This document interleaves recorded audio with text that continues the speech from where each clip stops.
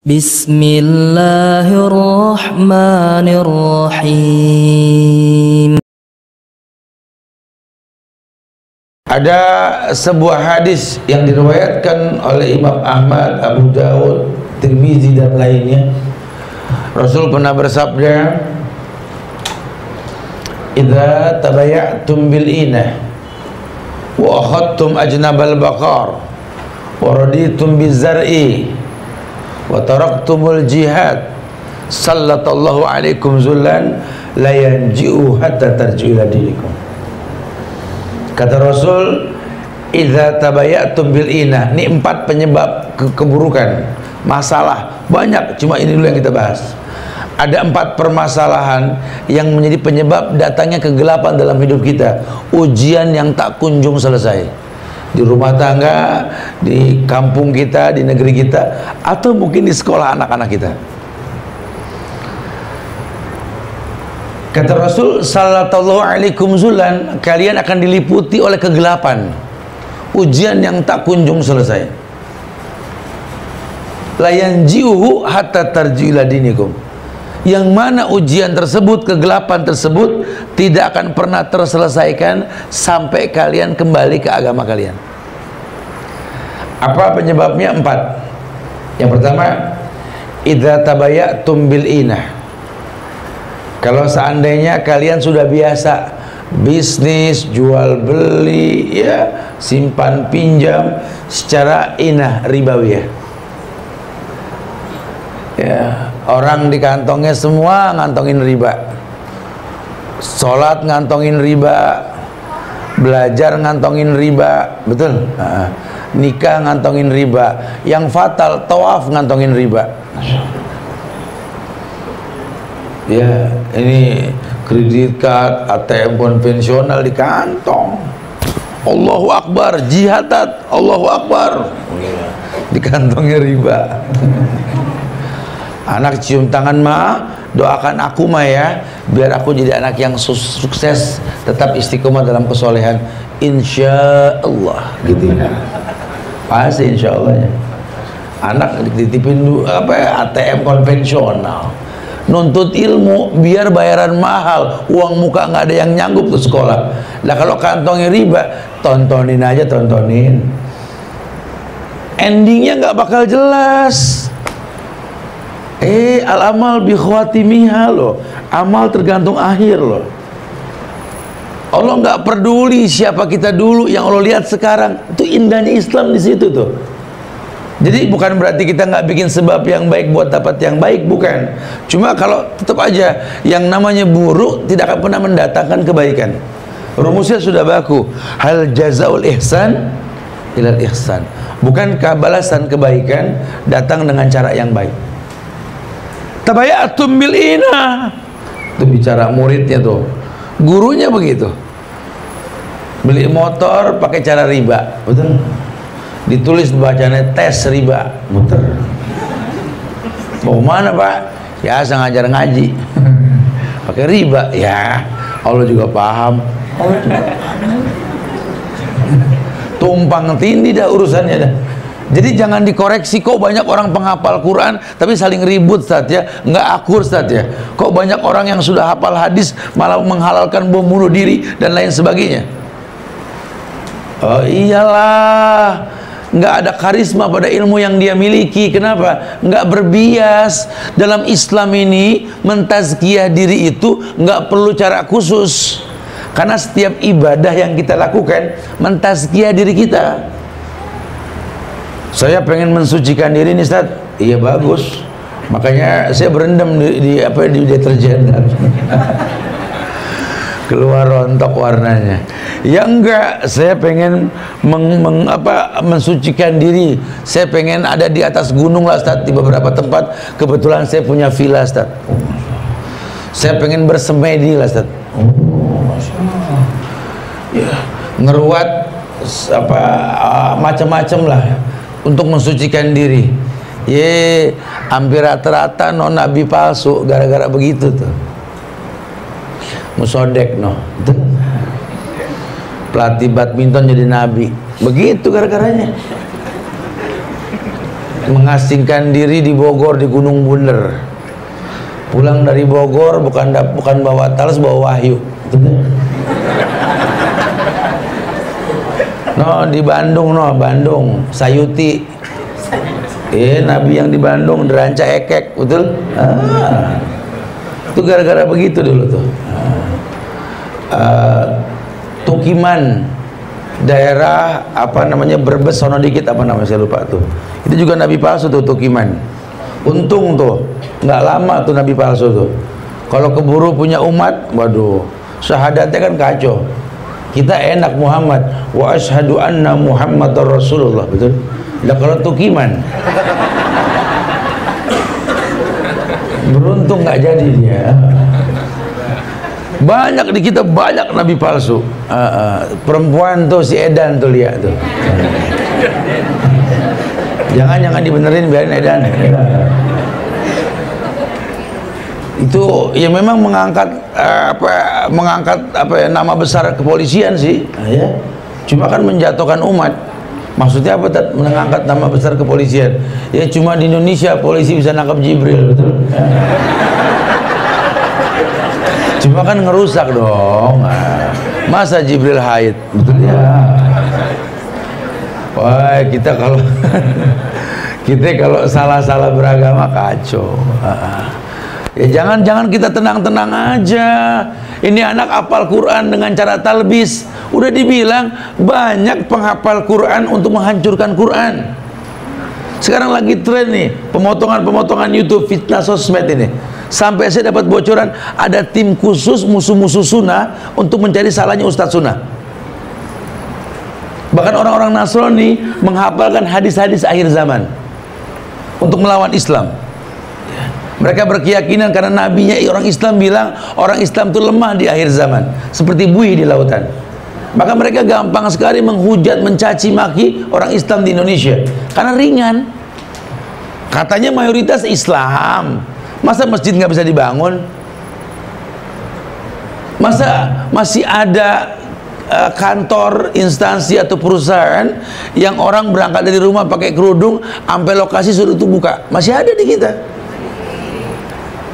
Sehingga nggak berasa kita perempuan digampangkan mencari kerja. Di Indonesia perempuan gampang nyari kerja. Negara lain nggak seperti Indonesia. Tujuannya apa? Perusakan generasi. Karena perempuan itu sekolah, kita yakin itu betul. Di Indonesia mayoritas Muslim. Nah kalau semua perempuan tetap jadi sekolah buat anak-anaknya, generasi berikutnya lebih hebat. Dibikin tidak, semua perempuan banyakkan yang keluar. Kebalik, laki dibikin melempem, nggak kreatif menciptakan pekerjaan. Kalau orang dulu kan punya prinsip, pergilah wahai suamiku bak burung yang terbang tinggi, kan kembali dengan membawa rezeki. Pergilah, biar aku tunggu di rumah sebagai madrasah. Pak, jadilah kecil kepala teri ketimbang gede ekor kakap. Disupport suami punya harga diri. Makanya jangan heran anak Pak Tani jadi presiden, anak Pak Tani jadi jenderal. Sekarang anak Pak Presiden jadi apa? Nggak usah disebut ya.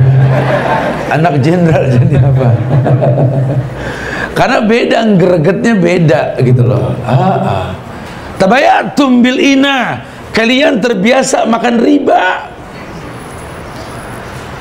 Kalau nggak makan riba, ya Allah Ustaz, hari gini Ustaz kita nggak makan riba, usaha dari mana modal? Oh iya,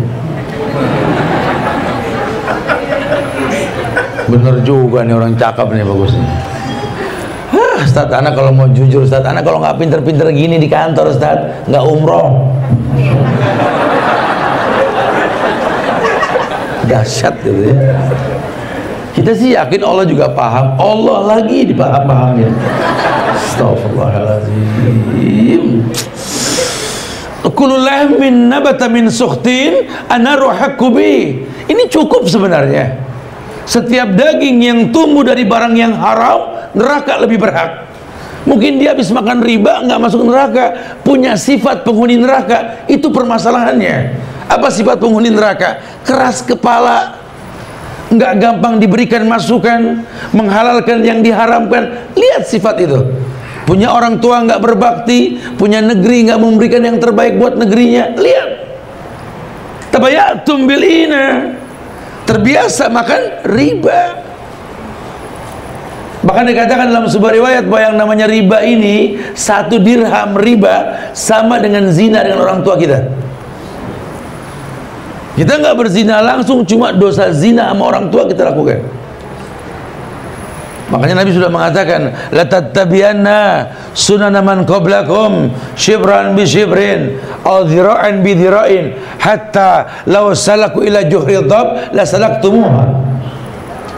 Kalian akan mengikuti umat-umat sebelum kalian, sejengkal demi sejengkal, sehasta demi sehasta, sampai kalau mereka masuk ke lubang-lubang biawak di pinggir-pinggir tebing dan sungai, kalian mengikutinya. Tidak mungkin, Ustaz, kita masuk ke lubang biawak. Memang nggak mungkin orang Islam makan riba, tapi nanti mungkin, kata Rasul. Sekarang mungkin nggak?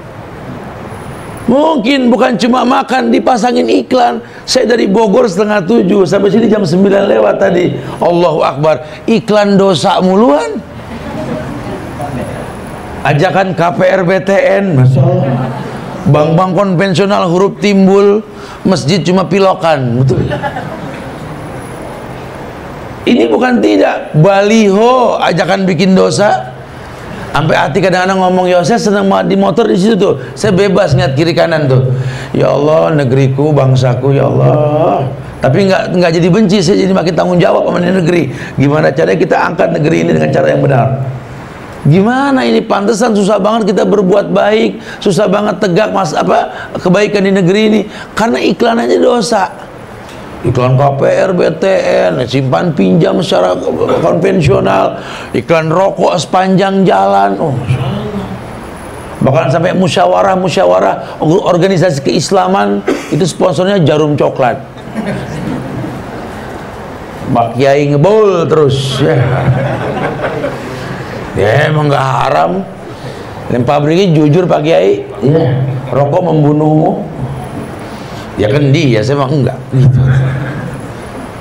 Kita timbulin dah syubhat sekalian dah ya. Dokter bilang setuju tuh, yang namanya filter rokok, semua rokok filternya itu mengandung hemoglobin babi. Tanya sama ahlinya. Oh, kita nggak makan babi, cuma ngisep melalui babi. Oh, astagfirullahaladzim, ya Allah, ya Allah. Mulai sekarang saya potek aja dah filternya dah. Gitu. Tetep. Ada yang nyaut, kalau saya sih enggak, Tat. Emang saya nggak pikir dia udah mengkretek saya, Tat. Ya. Ya, yang tukang kretek juga bilang membunuh sama. Akhirnya diam-diam dia berusaha ninggalin. Alhamdulillah, Tat, saya udah nggak ngerokok lagi, Tat. Saya pakai elektrik nih, Tat, sekarang. Lagi yang bilang itu rokok siapa? Emang bukan rokok, itu knalpot. Ntar saya pulang, knalpot motor saya isep sama begitu ya. Penyakit dibela, Masya Allah. Ulama ditangkepin, penyakit dibela. Itu negeri kita tuh. Aneh, sudah aneh, udah aneh. Loh kok bisa, Tat? Karena proses belajar yang salah. Ini anak di pesantren apal Quran, sholat 5 waktu, Masya Allah. Pulang ke rumah sama dulu. Nyaut dah ibu-ibu, Ustaz, anak saya, ya Allah Ustaz, kalau pulang Tat nggak demen sholat. Padahal di pesantren diajarkan sholat. Iya, karena memang sholat nggak berbekas buat dia. Ya, cuma sekedar gugur kewajiban. Kenapa kamu sholat nak? Pesantren, kan begitu. Banyak orang beribadah karena orang lain banyak. Ibu kenapa pakai kerudung, Bu? Laki ngomel, Tat, kalau nggak pakai, begitu katanya. Bapak kenapa ngaji ini sekarang di Pak Tumben nih di sekolah anak-anak, Bapak udah hadir. Ya, bini saya, Tat, nggak menegur kalau bapak saya nggak ngaji gitu. Soalnya kan saya pernah juga ditugasku sini ya, ibu-ibu semua isinya. Ini bapak, Masya Allah, butuh dicontoh di sekolah-sekolah lain nih ya. Artinya bukan cuma anak yang belajar, kita juga kudu belajar kan. Kan berkaitan dengan riba ini, anak nggak tahu. Anak cuma kita suplai, betul? Kita taruhin ATM di kantong, di dompetnya. Ya anak sih nggak berdosa, yang berdosa siapa? Kita mengatasnamakan cinta. Oh ya Allah, sayangku, cintaku, ya Allah, malaikat papa, malaikat mama. Ya malaikat ngantongin riba, nggak mungkin. Nggak bisa. Tabayatum bil ina. Kan nggak bisa langsung ditinggalin gimana Ustaz? Ayo berusaha ninggalin. Orang Islam tinggalkan bank konvensional, pindah ke bank syariah. Ya udah terlanjur ada fitnah bank syariah Ustaz, sama aja Ustaz. Dengar-dengar juga katanya bank muamalat juga begitu Ustaz, ya pengen dijual. Ya, direkturnya langsung saya ngobrol kemarin tuh untuk klarifikasi ini. Karena saya sedang gembor-gemborin orang untuk meletakkan dana di bank syariah. Nah, saya nggak pernah tahu lah, tapi ada legalitas ulama. Kalau ulama sudah melegalkan, insya Allah benar. Nah, kita jangan gampang seuzon. Memang musuh-musuh Islam berusaha bikin kita ini jauh dari ulama. Jadi kayak tahun 65 Pak ya, yang ngalamin tahun 65. Nah, Masya Allah, saya sih katanya nih ya, tahun 65 ini orang dibikin jauh sama ulama. Betul Pak ya? Nah, yang lebih senior, dan saya nggak nunjuk, takut dibilang enak aja gitu ya. Ya udah, orang yang namanya agama udah dah seenaknya aja, bahasa di otak hati bukan bahasa ulama. Salah satunya apa? Istilah-istilah yang ulama nggak bertanggung jawab tuh, kayak halal bihalal, minal aidin wal faidin. Dulu sebelum tahun 65 itu dibikin bukan nama ulama. Makanya orang Arab nggak pernah paham halal bihalal. Kayaknya kayak bahasa Arab kan halal bihalal. Nggak ada ulama yang mau bertanggung jawab sama minal aidin wal faizin. Demi Allah tidak ada. Itu yang pertama kali bilang halal bihalal sama minal aidin Pak Karno tahun 58. Tuh ya, jadi nggak ada satu ulama, karena ulama tahu menambah sebuah ibadah itu beda. Ulama tahu, bukan tidak.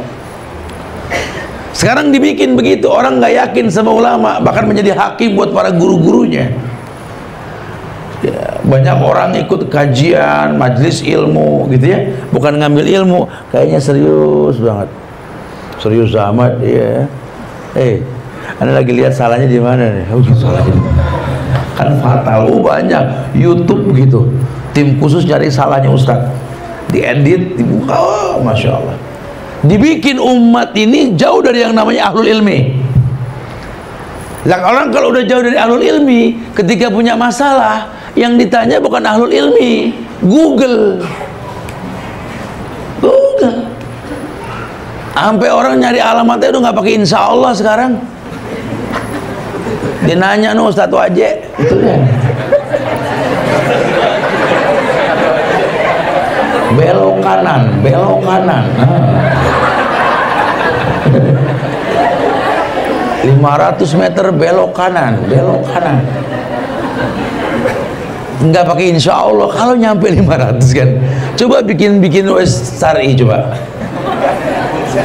Belok kanan 500 meter insya Allah. Inspiratif gak? Bikin bank aja syariah. Kenapa wes nggak syariah?